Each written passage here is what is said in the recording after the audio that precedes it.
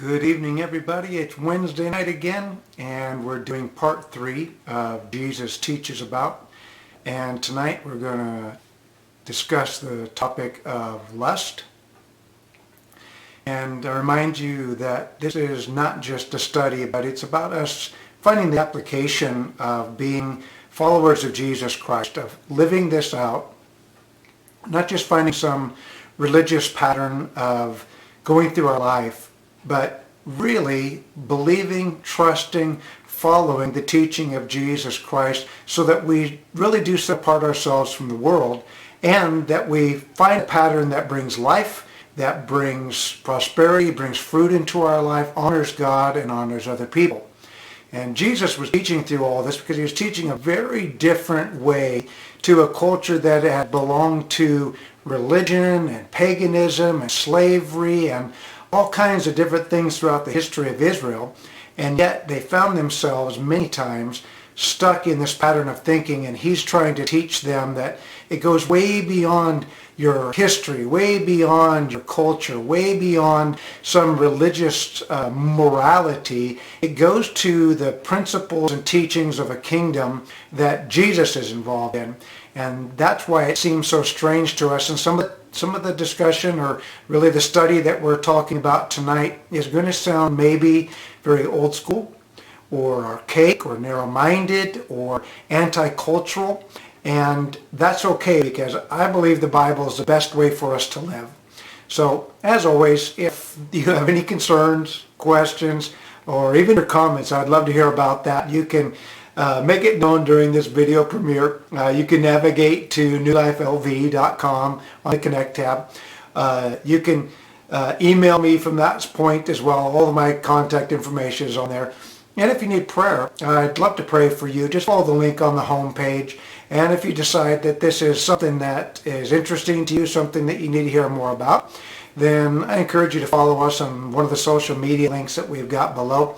Obviously, you can't click on that on the screen, but it lets you know that we're on all those different uses or social media tabs there as well. So we're going to be in Matthew chapter 5. We're continuing where we left off last week. And so open up your Bible if you've got one, and we're going to be in Matthew chapter 5, beginning with verses 27 through 30. And very short amount of verses, but it really carries a lot of content because of what we're used to in America. And I'm going to say right up front here that this is probably not what you've been taught. This has probably not been a standard for you, but this is God's standard for his people, for those that consider themselves followers of Jesus. It's not his standard for the world, for those that don't follow him. They've got their own standards, they've got their own plans, but God has some really interesting potential, I would say, in this, that if we'll trust him, and it sounds extreme, but remember that he's using some figurative language here. So let's get right into this and try not to be offended and just realize that this is for our good. So here we go. Are you ready?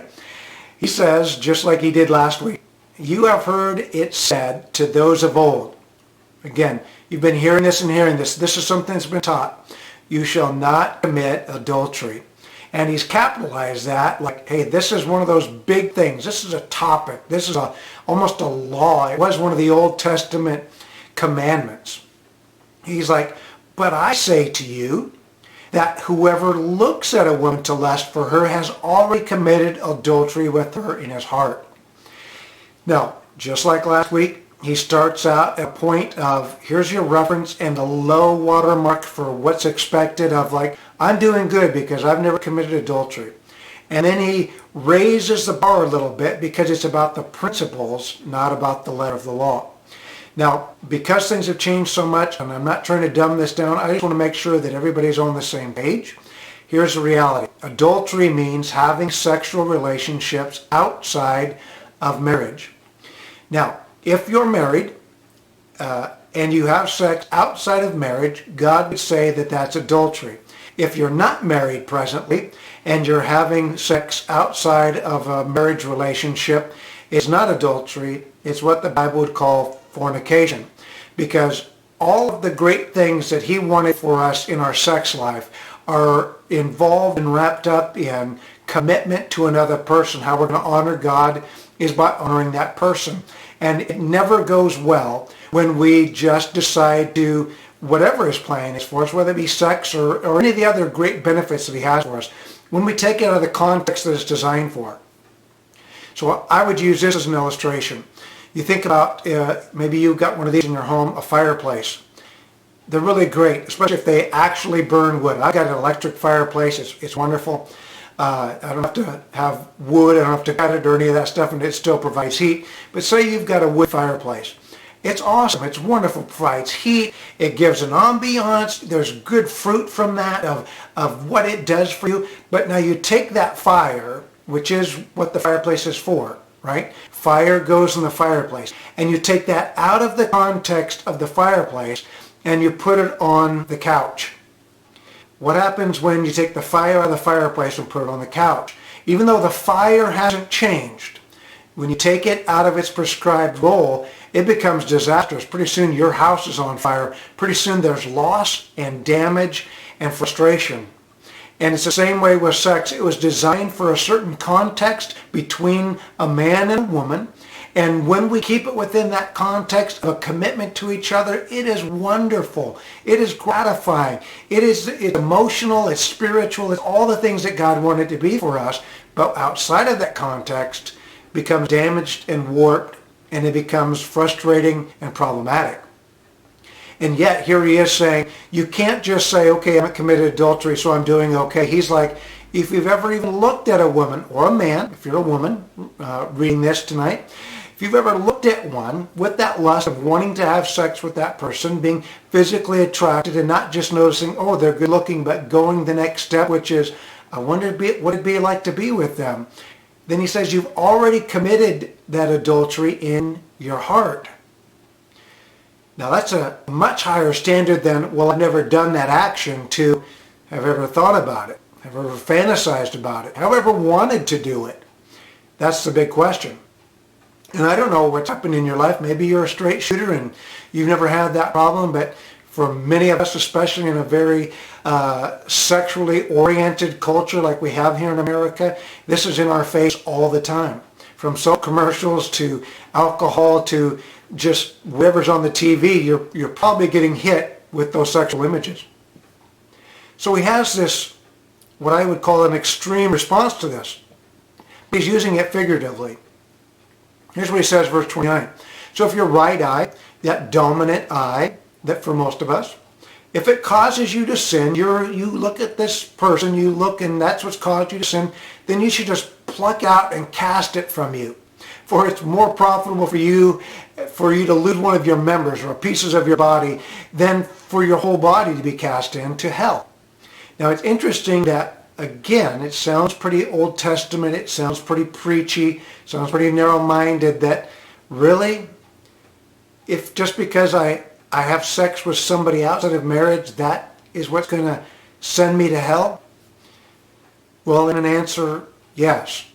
It's deliberate rebellion against God. It's not honoring the people around us. It's not honoring God. And this is the standard. Now, the great part is that if you want to be a follower of Christ, then you adopt this as your standard. If you don't want to be a follower of Christ, then this doesn't become your standard and you're not held to this. You're held to a different standard that God's going to determine. But the Bible isn't here for those that are not followers of Jesus. The Bible is for those of us that follow him, so we know what our expectations and what we should live out, what our behavior should be.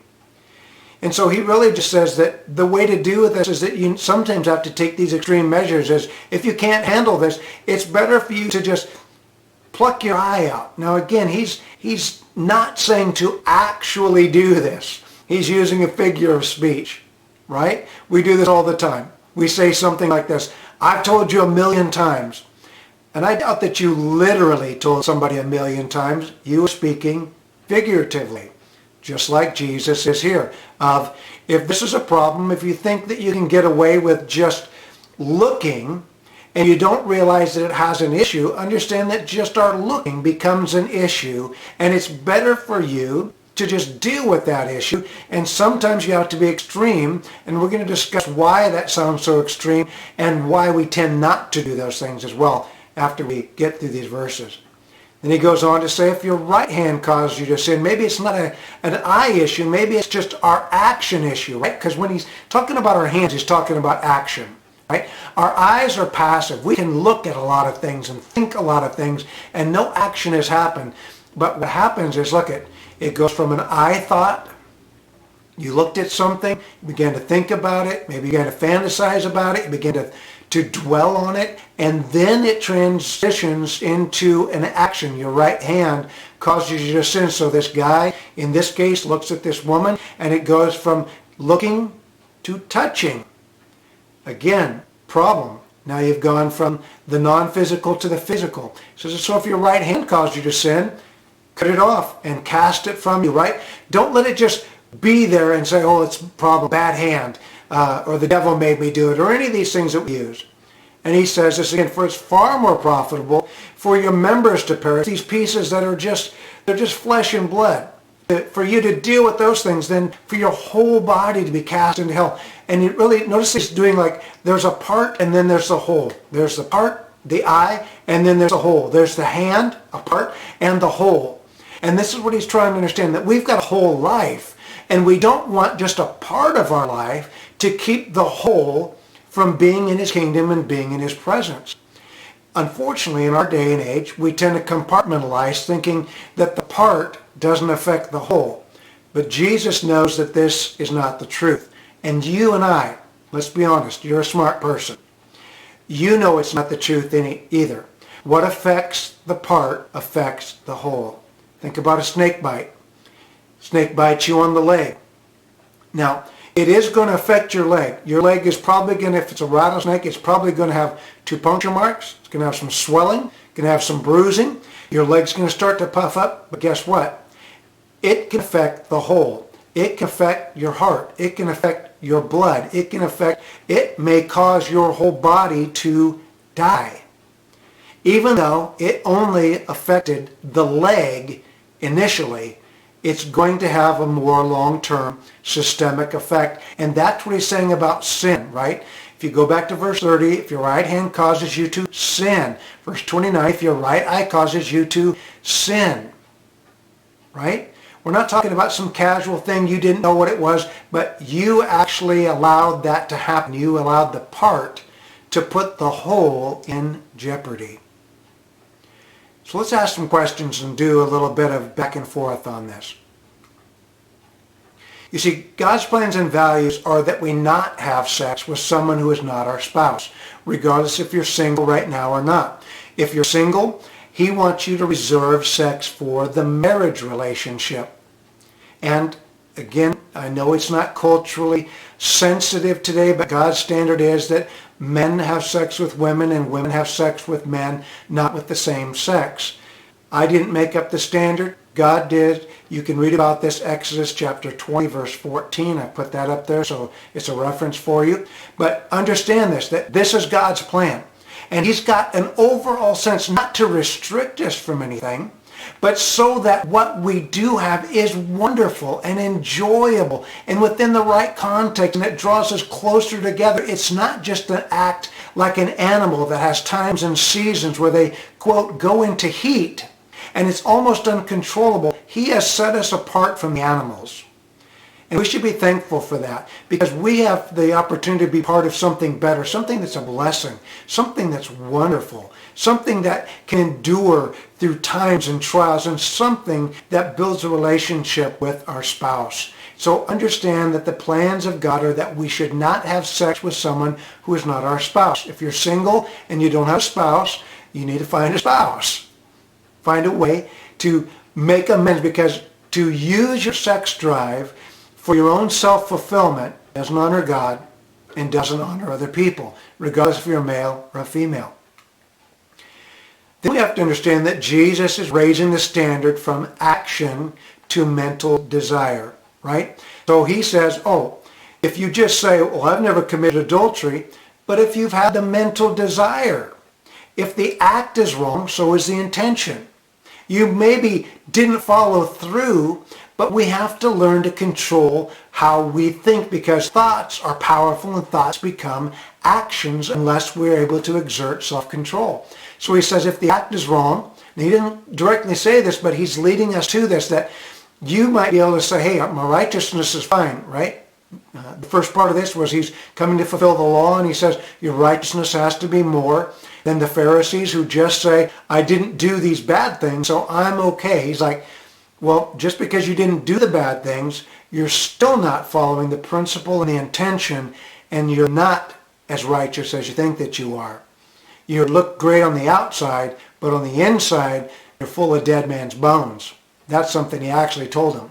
So understand that it's about the intention, because the intention, rehearsed enough, will become action. And we've seen this in our modern days where we've seen serial shooters and serial killers.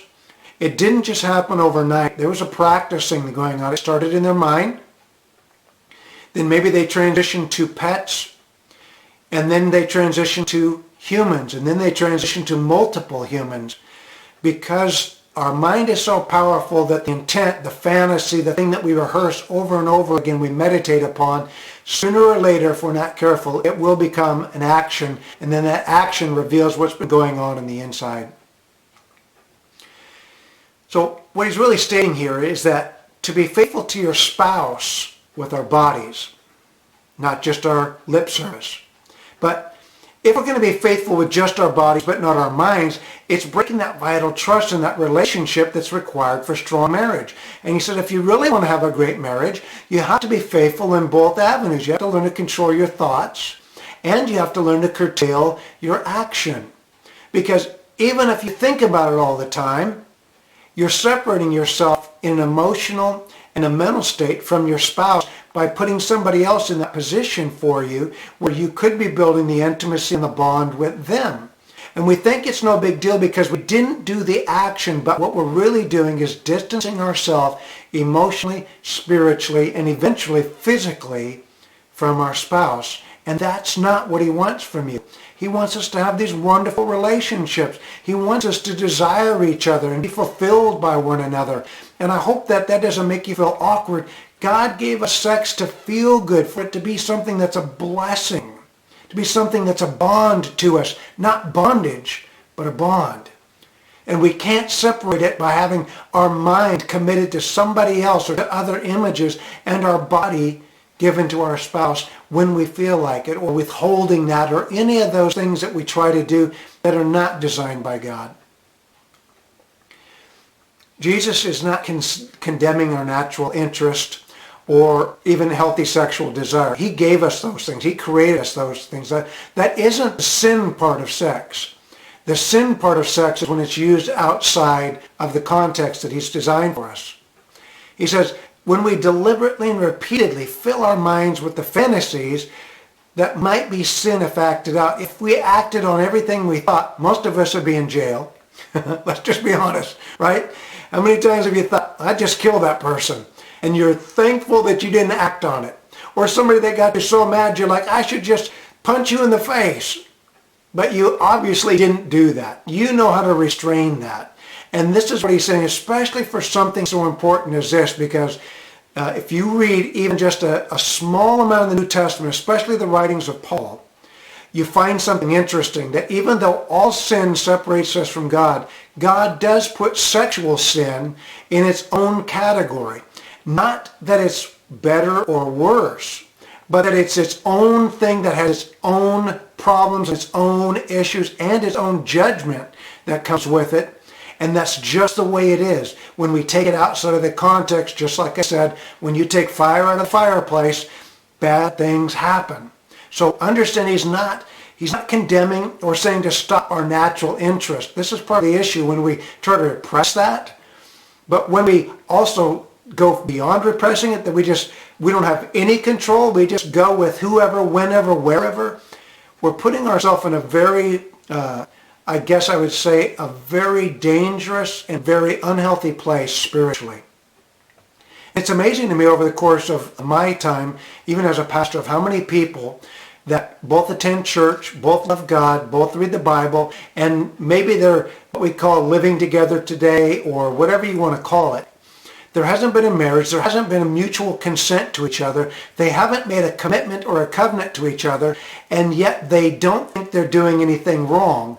But according to God's words and God's standards, he's like, that's adultery and or fornication, which is outside the context that he wants for sexual behavior.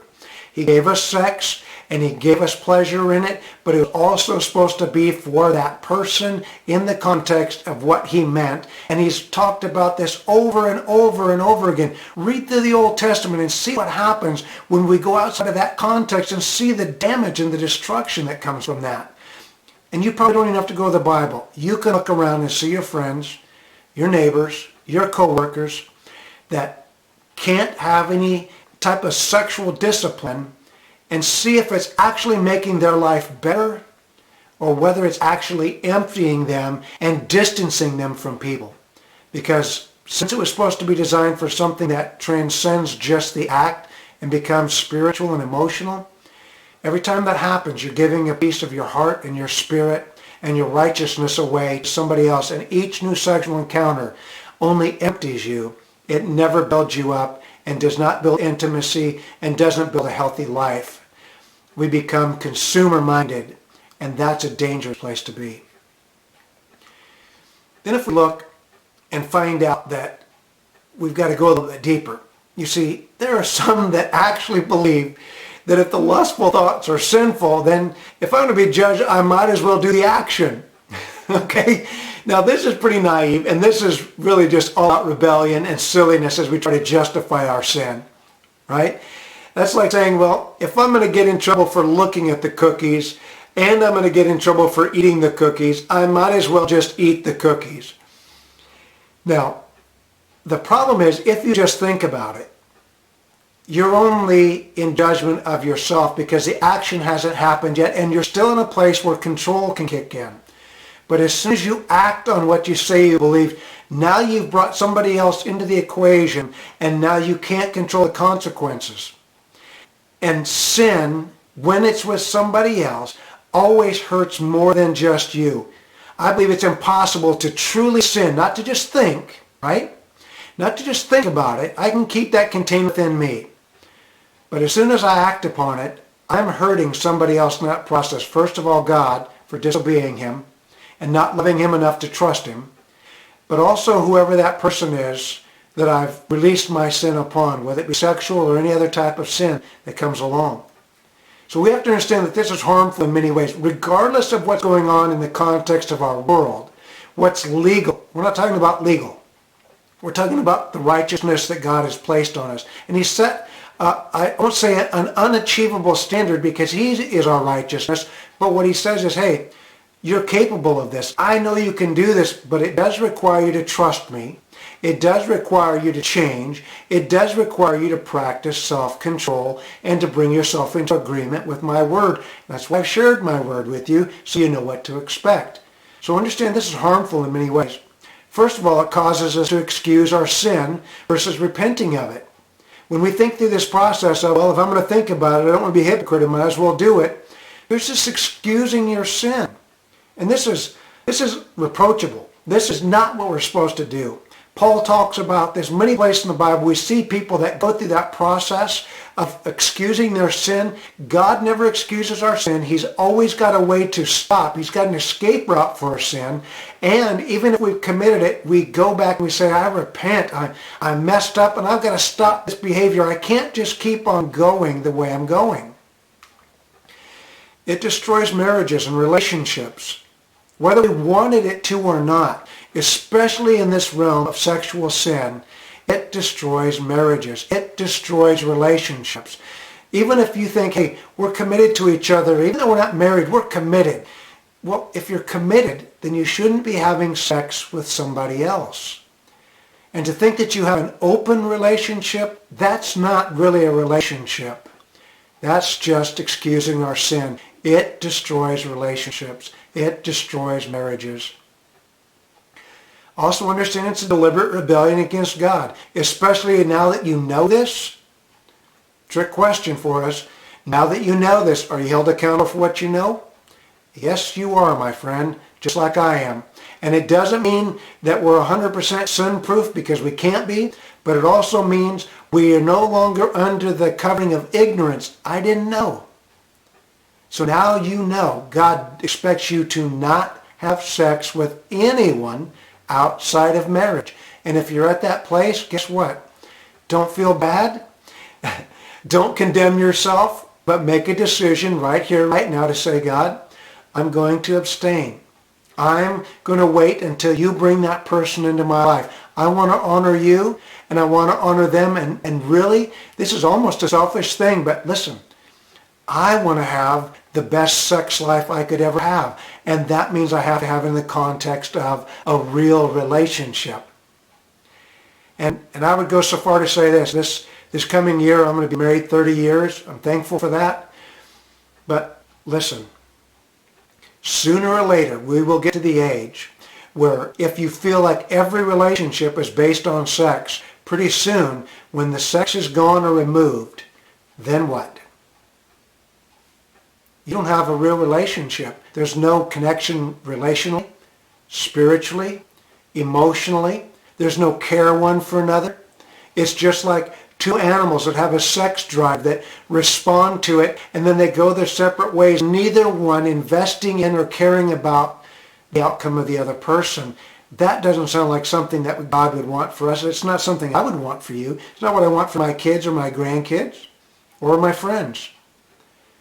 It's just deliberate rebellion against God, especially when you know that that's His standard.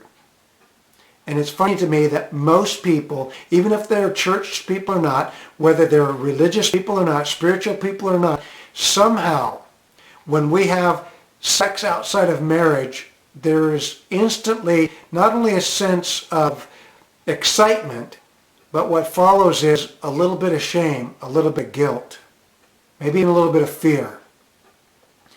And how is it that that happens? It's called a conscience. It's something that all of us have, whether you follow God or not. It's a gift that He's given us to let us know you strayed outside the boundaries, you strayed outside the context. So please don't deliberately rebel against God. There's different levels of judgment for those people that know better and do it anyway. I don't want you to be that person. Like I said before, it always hurts somebody else. You may think, I'm not hurting anybody else. It's just me. It's just my fantasies. It's just, you're still hurting somebody else. First of all, God, and even though you may not think you're hurting somebody else, it's almost impossible to break one of the commandments of God. It's almost impossible to sin without hurting somebody else. Also, the long-term effects is this: left unchecked, all wrong desires results in wrong actions. It just happens.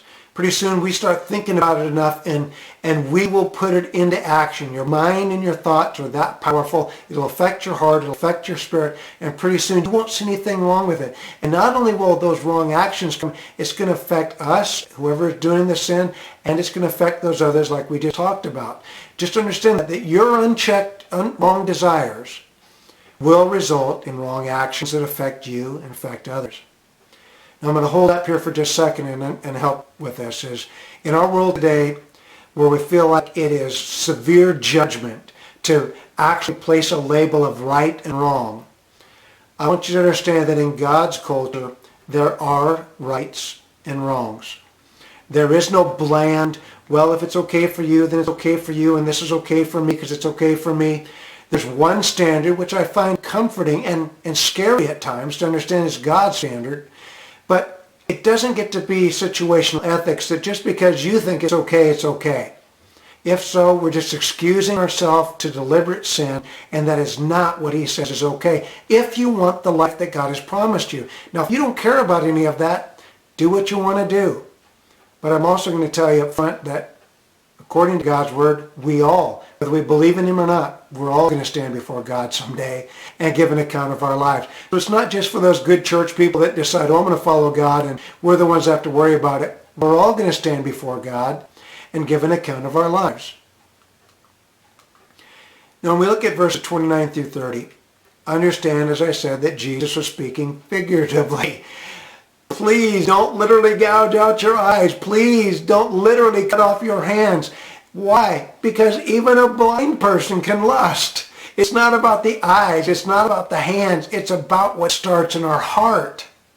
It's the inside out, and that's the amazing thing. That's where many times religion gets it wrong. Religion tries to change the outside, and then we hope it moves in, where Jesus came to change the inside, knowing that if we change the heart, that the outside, the actions will change. But it's very difficult to change our outward behavior with an unchanged heart. And Jesus didn't come for behavior modification. He came for heart transformation. He wants to give us a new heart, a new set of values, a new nature, a new character, something that we can follow that changes us from the inside out because we believe it's the right thing to do.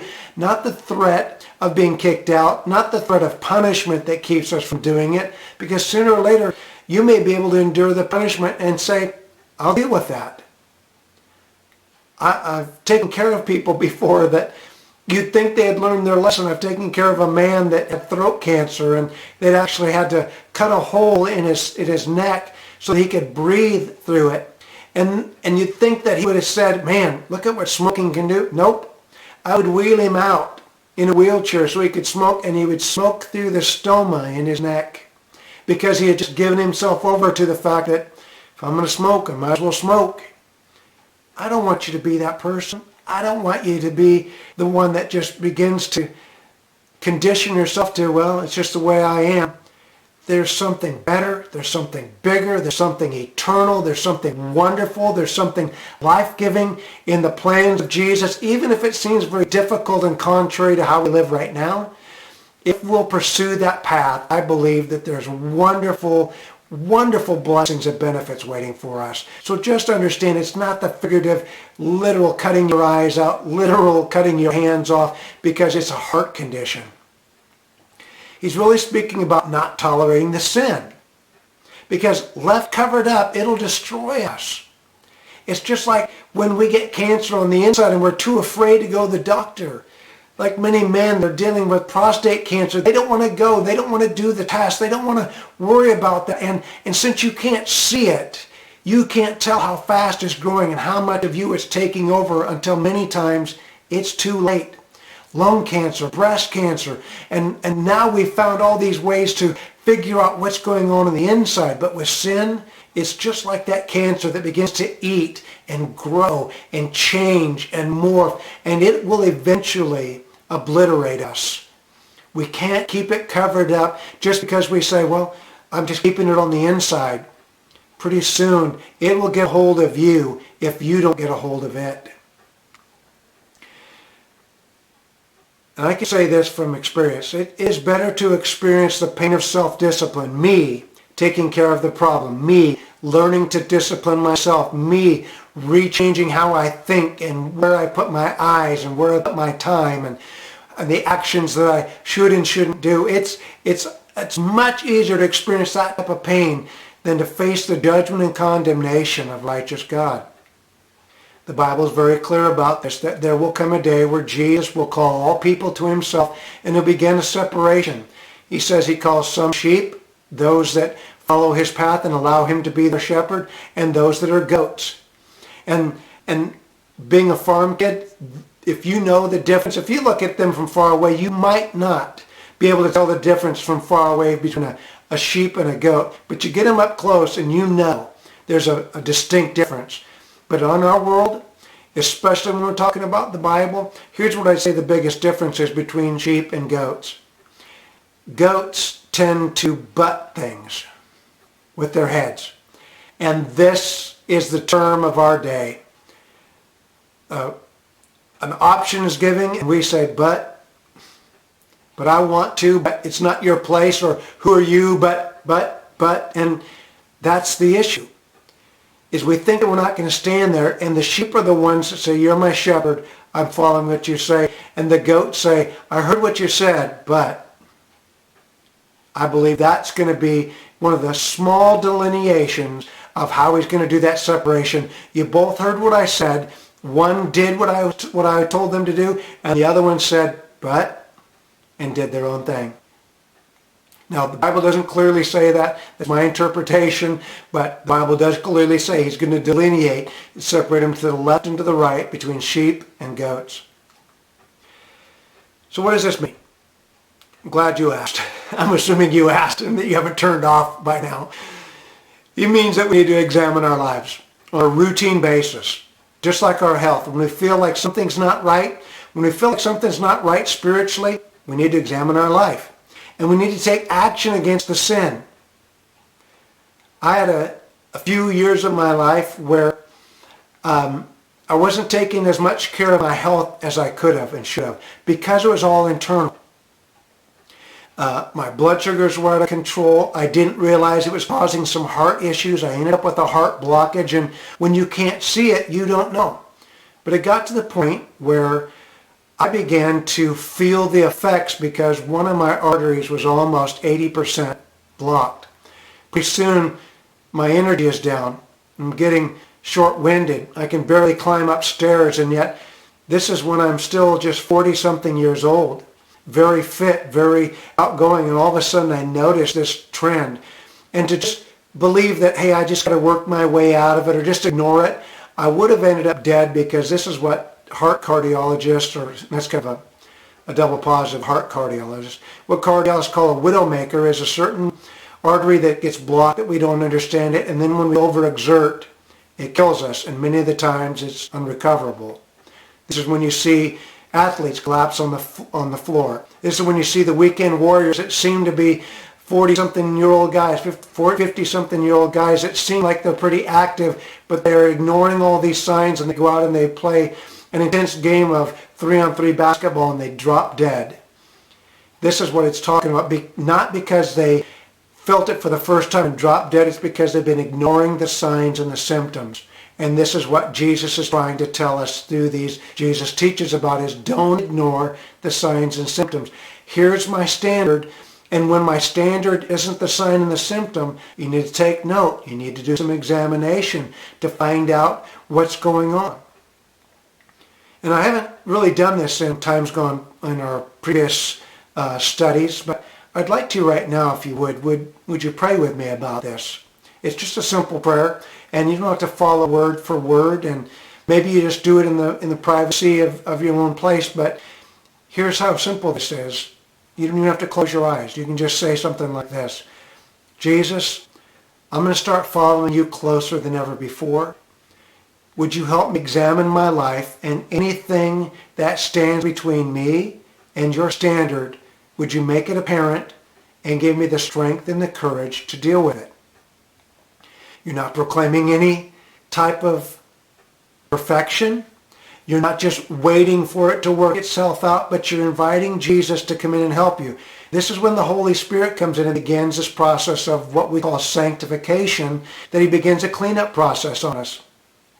That he doesn't judge us and call us horrible human beings or unworthy Christians. What he does is that when we begin to move in the wrong direction, just like a horse, we begin to move the reins back in the right direction. Now, if the horse is determined, just those reins are probably not going to do anything. But if the horse has actually been trained and is submitted to the rider, it responds to the nudges of the rider. Our job is to respond to the nudges of the Holy Spirit. And maybe right now, as we've talked through this and you realize maybe it's not lust, but maybe it's something else. Maybe it's anger that we talked about last study. But maybe it is this area of sexuality. And maybe you haven't actually done the physical action, but you spent a lot of time fantasizing, thinking, having these mental images. I just encourage you that we've got to allow God to renew our minds and elevate our standards. And it doesn't mean that we won't see things that are attractive, even people that are attractive, but we learn to self-discipline. That what I would say is this, and this is something that, again, I can't say it's a biblical standard, but it's just practical. Especially for us as men that tend to have very serious eye problems in this area of the sexual relationship. I would say this, that first glance is free. It's normal for us to notice something of beauty or something that's interesting. It happens all the time. But when you circle the block for the second, the third, and the fourth look, you're in danger. And it doesn't mean that you are scot-free, because Jesus is pretty clear, right? As soon as we begin to fantasize, as soon as we begin these mental scenarios, we're in danger. But what I am saying is you've got to cut that off quickly, before it becomes something we meditate on, before it becomes something that becomes a habit, before it becomes something that begins to ruin our relationships. Even if you're not in a relationship, it can keep you from really great relationships because your mind is cluttered with the images and the fantasies of women you've never even met. So I hope that you can pray that prayer, that God would examine your life and reveal to you areas where you've been blind to this and that you've allowed your fantasy life to become very rich and full. And if it's something that's against His Word, we just confess it, we repent from it, and we begin the path of self-control and allowing the Holy Spirit to sanctify us, to clean us up, to direct us, to nudge us back to God's perfect plan for us. So if that sounded like it was just off the wall, old school, I can't say that I'm sorry, but I can say that this is where we really need it. We're in a world that's pulling itself apart, especially in this area, where we're seeing relationships and marriages destroyed by selfish behavior, by people being undisciplined. So we need to examine our life, examine where our mind is at, and we have to be able to take action against that sin. So I hope that this has encouraged you a little bit, maybe got you a little bit introspective about where you're placing your values of what's going on in the world. And I really hope that this is an opportunity for us to take some time to pray. I showed you what you can pray, and that's something you should pray every day. That's something I just have to pray every day. Lord, if there's something that's coming between you and me and my wife, me and other people, I want to know about it. I don't want to be blinded to this. I want to have right relationships. I want to value those things. I want to value what God values. Then I hope you found some fruit from that, and I hope that you're doing well today. So until we see each other again, and until we get together online next week, have a great time, and God bless. We sure love you.